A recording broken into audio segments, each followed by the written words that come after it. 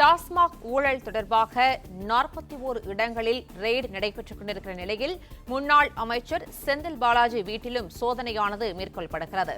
கூடுதல் விவரங்களை செய்தியாளர் கதிரவன் வழங்க கேட்கலாம். கதிரவன், வணக்கம். இந்த ரெய்டு தொடர்பான விவரங்களை பதிவு பண்ணலாம். கடந்த ஆட்சியில டாஸ்மார்க்ல ஊழல் நடைபெற்றதாக கூறி பதிவுபட்ட வழக்கின் அடிப்படையில் தமிழகம் முழுவதும் 41 இடங்களில் லஞ்ச ஒழிப்புத்துறை அதிகாரிகள் சோதனையில் ஈடுபட்டு வருகிறார்கள். முன்னாள் அமைச்சர் செந்தில் பாலாஜி மற்றும் அவர் தொடர்புடைய இடங்கள்ல இந்த சோதனைகள் நடத்தப்படுகிறது. சென்னை, கரூர் உள்ளிட்ட தமிழகத்தின் முக்கிய பகுதிகளில் இந்த சோதனை நடத்தப்படுவதாகவும் தெரிவிக்கப்பட்டிருக்கிறது. கரூர் வீட்டில் செந்தில் பாலாஜி இல்லாத நிலையில் அவரது பெற்றோர்களிடம் விசாரணையானது நடத்தப்பட்டு வருகிறது.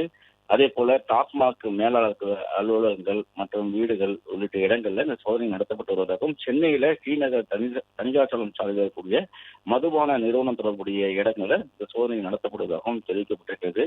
சோதனையின் முடிவில் அந்த குறுகிய தகவல்கள் வெளியிடப்படும் தெரிவிக்கப்பட்டிருக்கிறது. ஏற்கனவே மதுபான கடையில ஊழல பார்ட்டிபன் என்ற முறையில பணங்கள் வசூலிக்கப்பட்டதாகவும் குற்றச்சாட்டுகள் முன்வைக்கப்பட்டது. அது தொடர்பான புகார்களும் கொடுக்கப்பட்டிருந்தன.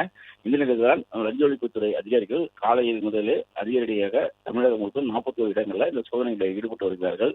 செந்தில் பாலாஜிக்கு நெருக்கமாக இருந்த நபர்கள், அதிகாரிகள் வீடுகளிலும் காலை முதலே இந்த சோதனைகள் நடத்தப்பட்டு வருகிறது. தொடர் சோதனைக்கு பிறகு முழுமையான விவரங்கள் இந்த மாலையில் வெளியிடப்படும் என்று லஞ்ச ஒழிப்புத்துறை அதிகாரிகள் தரப்பில் தெரிவிக்கப்பட்டிருக்கிறது.